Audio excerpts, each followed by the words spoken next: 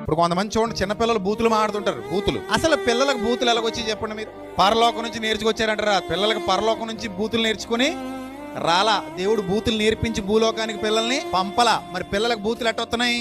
Yes, మన దగ్గర విని మన చుట్టూ గురువులు మన ఇళ్లలోనే ఉంటారు. మామ గురువు, తాత గురువు, అమ్మమ్మ గురువు, నాయనమ్మ గురువు, మేనత్త గురువు, చిన్నమ్మ గురువు, పెద్దమ్మ గురువు, పెదనాన్న గురువు, చిన్నాయన గురువు, నాన్న గురువు, అమ్మ గురువు. ఈ గురువులందరూ మన చుట్టూ ఉన్నారు. వీళ్ళు ఏది మాట్లాడితే అది ఆ పిల్లలు ఏం చేస్తారు? Copy copy paste, copy paste అనమాట. ఇంకా అది ఒక్కటే తెలుసు. అందుకని మన భాష, మన వేషం, మన మాట, మన తీరు, మన ప్రవర్తన అవన్నీ ఎవరి మీద ప్రభావం చూపిస్తాయి?